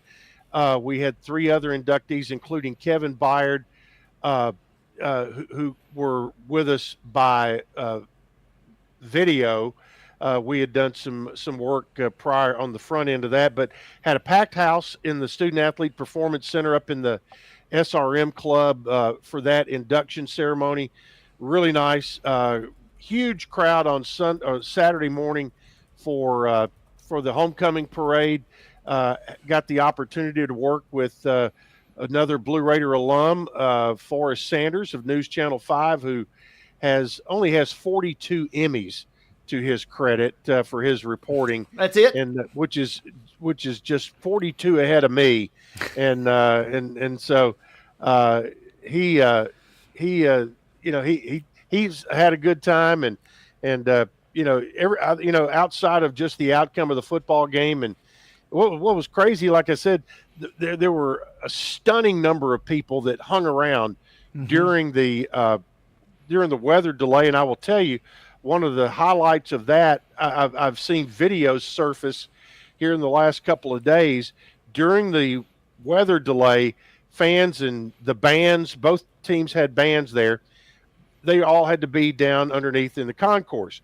Well, the bands started entertaining folks down on the concourse, and the MTSU alumni band just started playing their whole catalog. So everybody stayed entertained, and I know the concession stands did great business during the weather delay, but it's okay with me to not have weather delays, and that'll be the last Saturday home game until November. We'll have two midweek games coming up in October, and we'll talk about those as we cruise along, I guess. Chip, you mentioned the bands, and that made me go down memory lane. It was good to know that the referees weren't getting involved. Wasn't that Marshall back in like 2013 when the officials were getting on the MTSU band? Way back in the day, I think I remember correctly. So good to know that everybody was on there up and up. That's right. It's something like that, and even going back farther, back about 1983, we had a situation back in the old stadium when the track was still in there, and they used to bring in the homecoming floats. They would bring them in and park them on the track in the north end of the stadium. Well, again, about 1983, 84, somewhere right in there, somebody, because you could walk on the track from one side of the stadium to the other. That's how you got around. Well, somebody apparently walked by one of the floats, flicked a cigarette into it, and as you know, floats are made out of crepe paper, which is fairly flammable, and not only did it burn down the float, it caught the track on fire, and we had black smoke billowing up from the track, and had a fire truck come out on the football field to put the track out that had caught fire. So just an old college memory. Yeah, just a good old fashioned college antics back in the day. And I was in the press box the whole time, so I had nothing to do with it. You're safe. Chip, what game was it a couple of years ago when they had the truck with the T-shirt gun come out on the field at halftime, and the T-shirt truck flipped over in the end zone? You remember that? It was like a golf cart with a flatbed on it or something, wasn't it? Yeah. It was almost like the Sooner schooner turning over in the end zone. But if you go to football games long enough, you're going to see some things happen. There's no doubt. I love the visual, of having to put the flames out there. Real quick, Chip, pick your poison here. Do we want to go hoops, or do we want to talk about soccer and CUSA season opening up? We can we can do a quick hit on soccer and volleyball. Soccer got a 1-0 win over Jacksonville State on Sunday. They have now they opened up conference play for the first time in about 7 years with a win. So their good beginning of the season is continuing. Volleyball had a trip to Virginia Tech, got another win or two up there. They will open conference play this weekend. They'll be hosting Kennesaw. So that group has really been a very pleasant, somewhat surprise. And Coach Alexa Keckler in her first year has gotten them off to a very good start. Men's golf playing down in Sandestin. Right now they're in third. After one round, they'll have another round to play tomorrow. And the women's golf team finished 14th in the Mason Rudolph last weekend. But Isabella Johnson, who is from Murfreesboro, played at PCA, got her third top 25 finish so far in the fall season. And she has been right at the top of things. Abby Lee, who we have talked about on this show before, had been out with an injury, came back, and that was her first tournament. And so I expect good things out of them coming up. So with that being said, this is also the week where college basketball practices will begin. Mm-hmm. Not that they ever stop really anymore, but now you go from being able to work with your team for 4 hours per week. This week, it moves up to the 20-hour a week of practicing in games. And women's basketball started Monday, which was yesterday, with their first real practice. The men, I think, have one more 1 hour workout today and will have their first official practice either tomorrow or Thursday. But had a chance to watch both of them practice and work out. So with the women's team is going to be very, very young, but they are very, very talented. So they may, we'll see how quickly they can get them together. They're going to have to, because they've got a tough non-conference schedule, including games in the Murphy Center against Tennessee, Auburn, and Memphis. So all of those will be at home, which, that gives this young roster a little bit of a better chance as they try to get themselves together. The men's team, they have gone they had to go into the portal pretty deeply, had 9 new players this year, but a good core of returning players. I will tell you this: Middle has as talented a group of guards as I've seen in a while. This may be a bit of an undersized team as compared to a year ago. It may be more like the DeAndre Dishman teams, where you had a 6'9" post player instead of a 6'11" or 7-foot post player. But Jared Hall has been moved to the 5, a kid out of Lebanon. He's put on about 25 pounds of muscle, and at 6'9", he's putting up a strong case. He and Chris Loof are really having a fun competition to see who's going to be the starting 5 when it all gets said and done. But Javin Carter, kid out of Alcoa, who signed with Penn State out of high school, he's an absolute stud, and you're going to see a lot of fun things out of him. He's come in, and this group really works smart. They work hard, and I think they're going to be fun to watch when we get going here. Jip, I'm going to whisper this, but yeah, I kind of it feels like a little optimism and a little excitement about men's basketball in particular. There's always that for women's, but it feels like men's basketball, a little mojo heading into the season. Well, they're coming off a 22-win season into the NIT, bring back some good pieces, but had to go find some good pieces. Yeah. And I think, in this era of NIL and transfer portal, I think they feel like they've gotten pretty good value, in particular at the guard spots, and have kind of homegrown themselves a post player with kind of a rebirth of Jared Hall. And I really want to see him translate what I'm seeing on the practice floor with him onto the game floor. Calvin, anything else? The non-conference home schedule for men's basketball, it's or not home schedule, just the non-conference schedule in general. Got some really good opponents: Evansville, Michigan, Murray State, UAB, Belmont. That's and probably Houston. And Houston. He left that one off on purpose. I think the team that was in the national championship game last year. Yeah, that's right. But just kind of racking my brain a little bit. That's probably the best non-conference schedule that at least I can remember in the last couple of years. Just how do you think that schedule can kind of go about, getting men's basketball ready for conference play? Well, I mean, they're going to be challenged. Obviously, you've got the Murray game is going to be in the Cayman Islands. You're going to have Murray, McNeese, and who's the third one? George Washington. You're going to play Belmont at home. You've got Evansville on the road. That's going to be, to me, one of the real, I think, a bellwether game. It's a Missouri Valley team on the road that you beat handily the last time you played them. You've got a November game, November 19th, I think, at Michigan, which is going to be, that's right before you go to the Cayman Islands.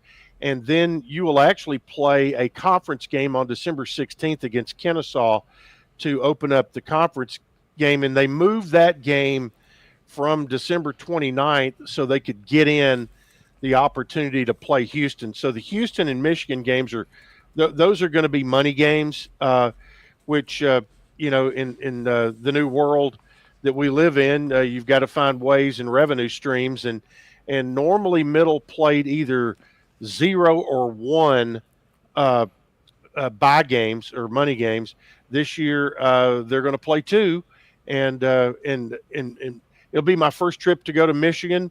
The last time Middle played Michigan in basketball, they beat them.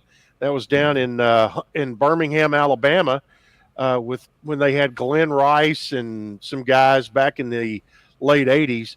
But the trip to Houston, I mean, that's going to be something too, because that's going to be a team who's going to be a top 5 ranked team. I'm not sure how that game actually, when those games happen, they come about because of a connection somewhere. The Michigan game, it's easy to figure that one out.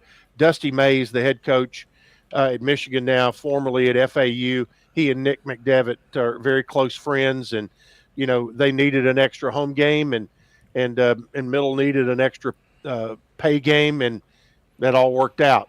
So we'll be heading to Chrysler Arena on November 19th.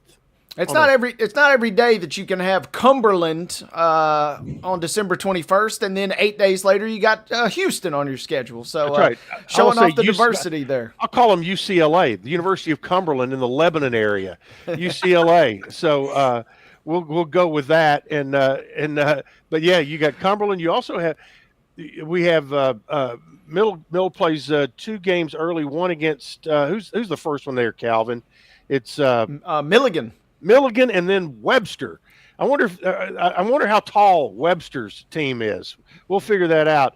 The one of those 2 games, either Milligan or Webster, I can't remember which is going to be the elementary school game to where it's played during the day in front of all the Rutherford County school kids, and which is a blast to go to.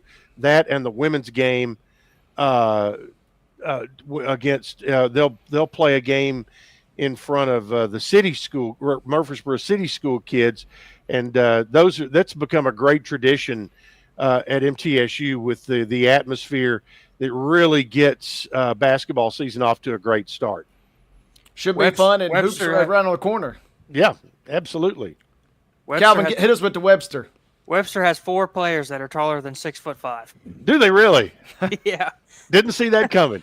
Hey, I dropped it in the private chat, but I mean, Webster was a school, Calvin and Chip, that sent me stuff when I was a striking young high school senior at Giles County circa 2005, and I got these nice fancy brochures, and then I was like, where the heck is this school? Is this a real school? Not only is it a real school, apparently they're thriving. They're able to come to Murfreesboro and play games this year, so props to Webster. We'll look forward to them. I look forward to your research on that particular broadcast as we get closer and closer. Chip Walters, he's the Blue Raider voice, joining us each and every single Tuesday, talking all things Blue Raiders. Chip, best of luck down in Kennesaw this week, and we will see you next Tuesday. Well, we're going to make a good trip out of it. Going to go see the Braves and Pirates on Friday night, and then a little Blue Raiders in Kennesaw on Saturday night. So we'll be on the air at 3:30, kickoff at 5 o'clock. You can catch it on our radio stations, but also on the Blue Raider app. That's one easy way to do it. Good stuff. If you break the Brave streak, you're not allowed to go back. I'll do it. We're going to hold you to that. Chip Walters. Be watching for me on TV. Row 1, just past the third base dugout. Row 1. We will watch out for you. We're going to be looking, and you better not steal any foul balls from any young women or children. That's all I'm gonna say, I will be very generous if I happen to not get out of the way of a foul ball and have to catch it. So okay, perfect, good stuff. Chip, we'll see you next week, brother. See you. Thank you very much. Chip Walters, the MTSU Blue Raider voice, joins us each and every single Tuesday, bringing all the goods as always. I had repressed the memories of that 1983 or 84 Michigan loss to MTSU, Calvin. Didn't even know about that one, actually. But I did find it fascinating. They got Cumberland coming to the Murphy Center on Sunday, and then the following Monday, they go down to Houston to take on, a team that was in the national championship game. The schedule is packed. And that Michigan game is... what day of the week? That's on a Wednesday. That could be a tough sell, but hey, I'm off from this show on Wednesday, Calvin. Maybe I'll get a wild hair and go up there and see my Blue Raiders, but also see my Wolverines. Should be fun. Good stuff with Chip, as always. Folks, we need to kick it to a timeout because when we come back, the run of show has been dramatically altered. Things are happening all across the place. And, yeah, the grab bag has been ripped to pieces. But don't worry, we're going to put it back together on the other side of this timeout. Calvin and I will dip our toes into all things grab bag related after this, right here on Main Street Sports Today, presented by TOA of Columbia.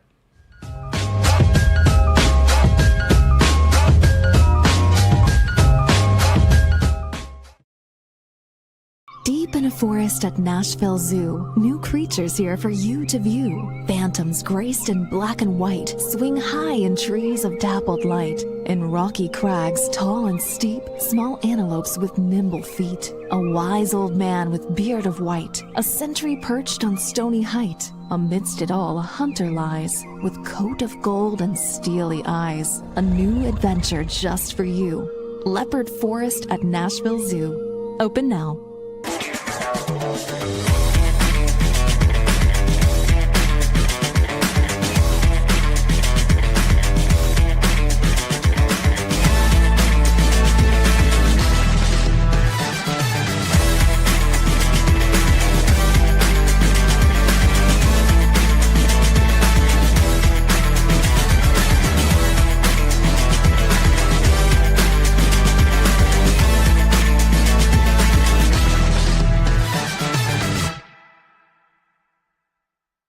Jones & Lang Sporting Goods here in Columbia has been outfitting teams, officials, and anybody else from T-ball to college for 50-plus years. Be sure and check them out at 931-388-8060 or online at jonesandlang.com. Jones & Lang Sporting Goods, the look of a winner. Piggly Wiggly, located in Neely's Mill Shopping Center, is Columbia's locally owned and operated Cost Plus 10 grocery store dedicated to serving the community with low prices and smiling faces.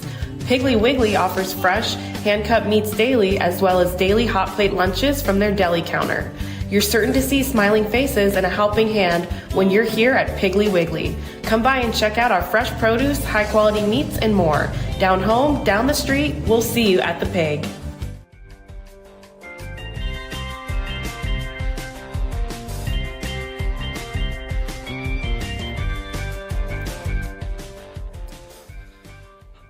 Hopping back into hour number 2 of Main Street Sports Today, where we are presented by the Tennessee Orthopedic Alliance of Columbia. Alongside Calvin White, Wayne Ely saying hello. Our producer, Mark Rogers, making the magic happen behind the glass. Calvin, a lot has transpired since the show kicked off at 2 o'clock. A lot has transpired since we had Chip Walters join us at the top of the 3 o'clock hour. Couple of Titans news and notes, and we will start with a couple of, we'll start with the transaction. Titans have now announced a trade as cornerback Jarvis Brownlee Jr.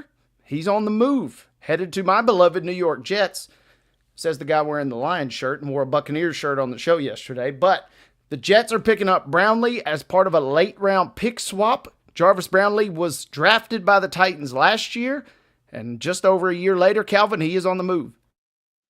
Yeah, it's... Unfortunately, that's probably a scenario for the Titans where, try to move as many people as you can right now and kind of build up draft assets just in case there is a scenario where Brian Callahan gets fired in the next couple of weeks. Everybody's kind of, assuming that if they go down to Houston and just get the absolute brakes beat off of them, that's going to be the one where if you do decide to fire Brian Callahan, that's going to be the one. But kind of the general consensus is if they don't do it after the Houston game, if they lose, then you kind of let Brian Callahan stick it out the rest of the year. But I'm kind of in the boat of this thing isn't really working, it doesn't look like. So just kind of get a head start on trading and firing everybody. Yeah, if you're the Titans, this is certainly a situation you didn't want to find yourself in. And I don't know that we're opening the door to full-blown fire sale just yet. But yeah, Calvin, we were kind of teetering right on the edge of that cliff.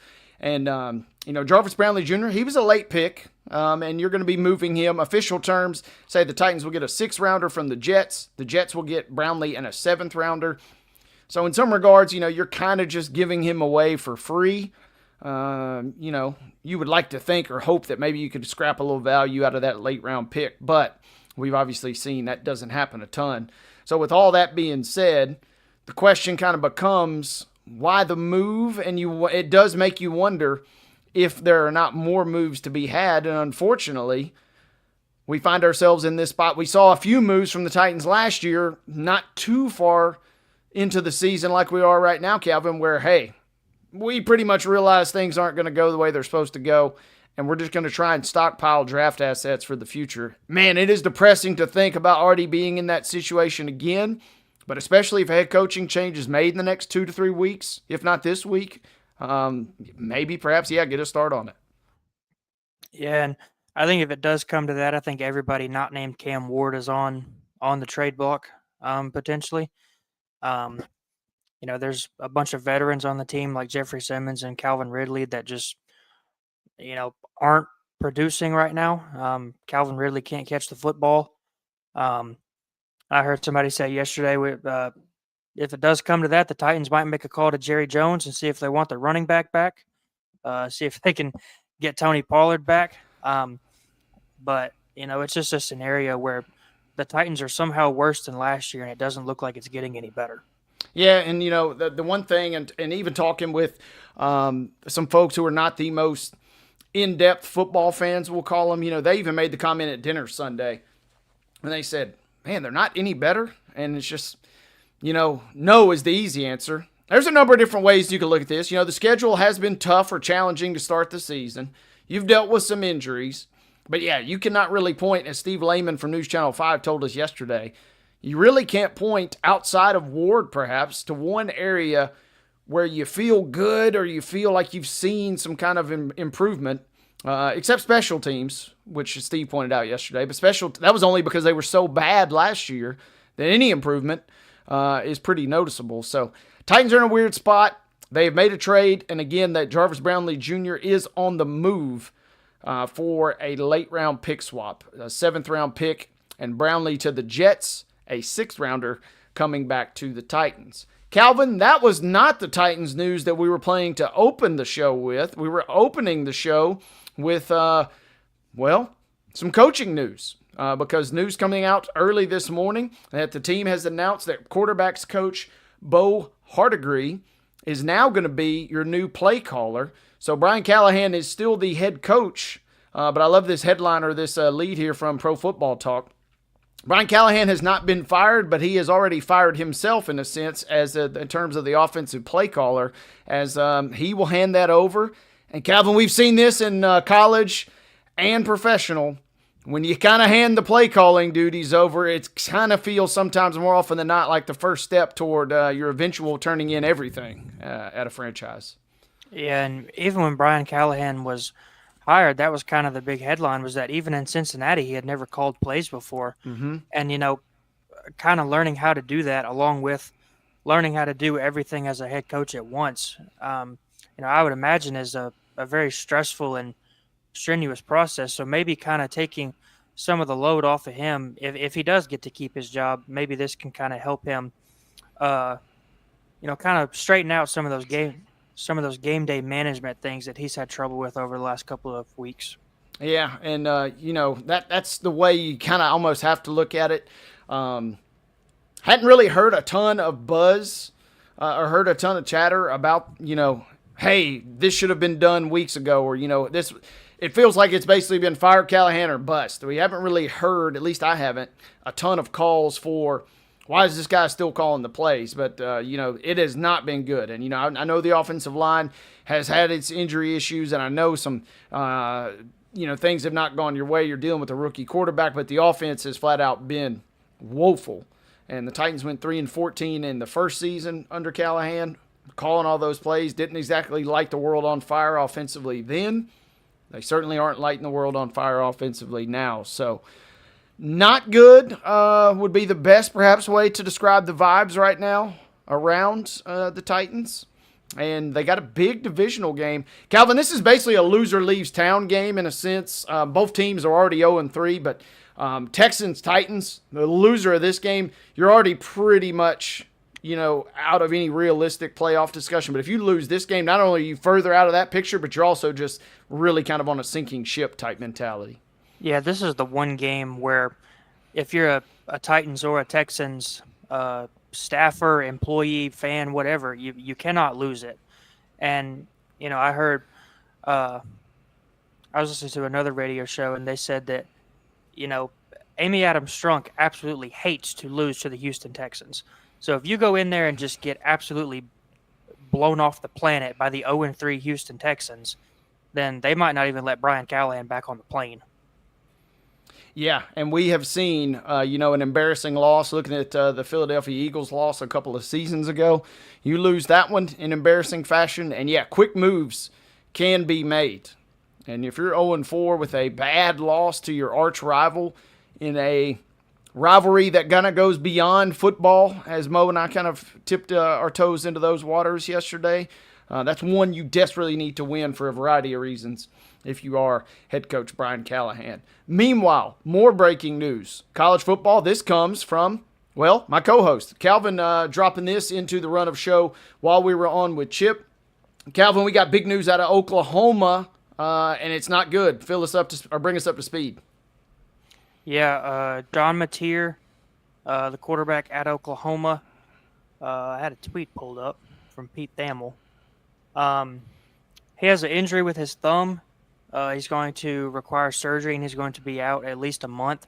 So only about 3 or 4 games, but that's a big blow to Oklahoma and to the guy that at this point in the season was is probably the Heisman favorite at this point in the season right now. Yeah, that is a big, big blow. And, just talking with some friends earlier today, there's talk about, there's whispers among, this is my friends speculating here, but they're like, man, Ben Arbuckle's been calling such an electric offense for Oklahoma. So much chatter about, who maybe gets a nod at Florida if and when Billy Napier gets fired later this year. And they were like, well, maybe Arbuckle gets the call. And, it's kind of hard to argue with the logic the way it looked. But this is a big loss and a huge stretch for OU. They got Kent State. They're on a bye this week. Then they got Kent State at home. Chalk that to an easy dub. But based on that timeline you just gave me, Calvin, Red River rivalry, October 11th, Texas and Oklahoma, sounds like they're going to be without Mateer. Yeah, looking at this tweet from ESPN, says he will undergo surgery Wednesday to address a right hand injury he sustained against Auburn. That's from head coach Brent Venables.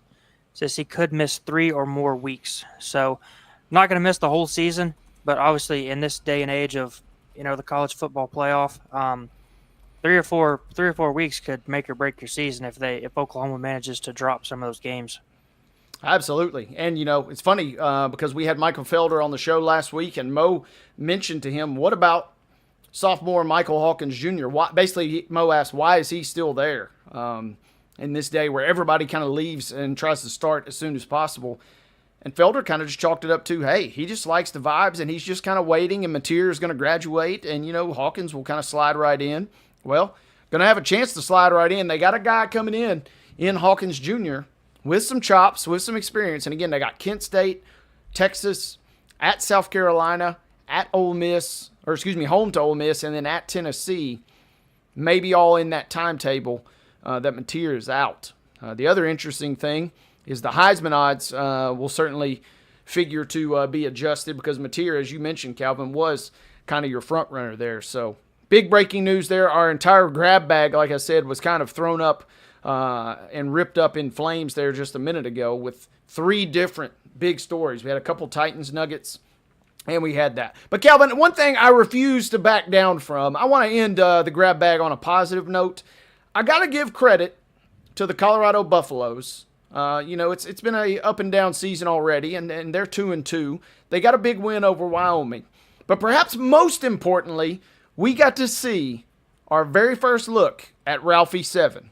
Here she is.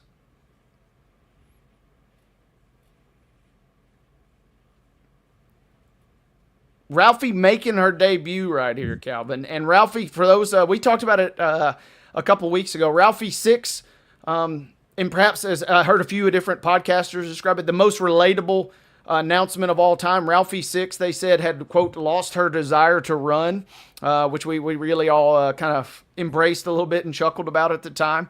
But Ralphie 7, showing off the wheels there in her debut, looks pretty good, and it helped Colorado pick up a nice win over Wyoming on Saturday. Yeah, one of the better live mascots in sports. Kind of up there in the same tier as Bevo from Texas and Uga from Georgia. But good to see Ralphie out there. And, kind of how LSU has Mike the Tiger. Colorado's got the Buffalo. It's always cool to see teams have a live mascot when it's not an animal that you would expect to be in an environment like that, especially like a live buffalo. Yeah, and, we talked about it back before their Week 1 game versus Georgia Tech, which they ended up losing. I just want to point that out. But Ralphie, they were in between Ralphie's, Calvin. Ralphie 6 had just retired. They hadn't had Ralphie 7 prepared just yet, so they didn't have the run out. They lose that game to Georgia Tech, 27-20. Since then, though, got the win versus Delaware without Ralphie, but, Delaware, first-year FBS school. We'll chalk that up for Colorado. But they're 1-0 with the new Ralphie, so congrats to Ralphie and the Buffaloes, who are now 2-2 after a 37-20 win versus Wyoming. We have a few other grab bag items that we're going to push toward tomorrow, and we will take a quick time out because on the other side of this break, we will cap our show today. Calvin and I will give you our top 5 non-college football activities in the fall. It's going to be a fun segment. It's our final segment brought to you by Columbia Power and Water System, and it will be Top 5 Tuesday. And producer Mark says, let's skip that last block. So let's roll right on into it. I love when I have multiple tabs open, folks. But thanks to producer Mark. Before we get into it, are you tired of buffering and slow internet speeds? Well, then upgrade your life with Columbia Power and Water System Internet. Get lightning fast internet where you can have multiple tabs open on your browser and miss a note from producer Mark. With speeds up to an incredible 1 gig, you can stream, game, and work seamlessly, all for $70 a month. And if you're looking for local service and local support, you can visit cpws.com or you can call 931-375-7777 and tell them your friends at Main Street Sports Today sent you. Here we are, folks. Top 5. Calvin, start us off. Give us your number 1 pick for your non-college football favorite activities in the fall. Last weekend, not the best slate. So if you wanted to buy some brownie points or you wanted to score some, you could go out and maybe do some of these activities. Yeah, it's we're not, we're closer to that point now, but when we get kind of, at the beginning of the fall season, you can't really do this. But at this time of year, it's we're getting pretty close to people decorating their houses for Halloween. Go out and buy you some spooky materials and spookify your house for Halloween. That is a good one. We have yet to do that just yet, but it is imminent here as far as getting things ready for Halloween. That is a great pick. Number 2, or my number 1, I'm going to go in a similar vein, and I've already got the text. It won't be this weekend, but it'll be coming up soon. I refuse to back down because we got too many good games this weekend. But the pumpkin patch is on the list.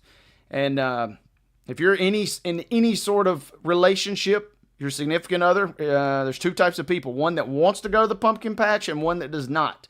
I don't mind a pumpkin patch, but it's on my number 1 list because it happens almost every year.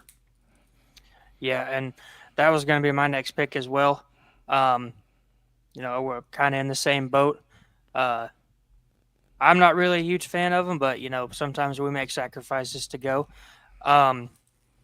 If any of our viewers have good pumpkin patch recommendations, drop them in the comments for me and Wade. Now you're talking. Yeah, help us help ourselves, I suppose, with that. Number 2 for me, we do this more in the summertime, but I do enjoy it when we can pull it off in the fall. We did this the opening weekend, actually, of college football. But camping, give us an overnight trip. East Tennessee in particular, so many good spots to go camping over there. Love a good camping trip, kind of just unplug a little bit. That way if your team loses, Calvin, even if it's to a team you're supposed to beat, it's kind of almost like it really didn't even happen when you unplug like that. So I'm going camping with my number 2 pick.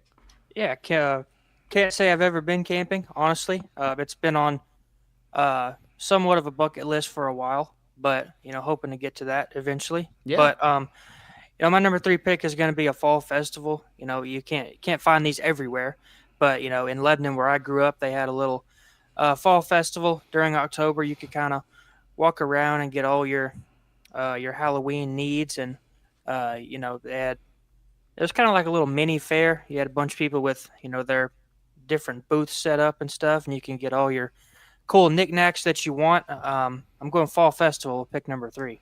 Electric pick there. That's kind of the cousin of the pumpkin patch a little bit, Oktoberfest, festivals, things of that nature. You got a lot of different cool stuff to get into. I'm with you there. My number 3, I'm torn on a couple, but I'm going to go with this one for number 3. Give me kind of a fire pit / backyard barbecue.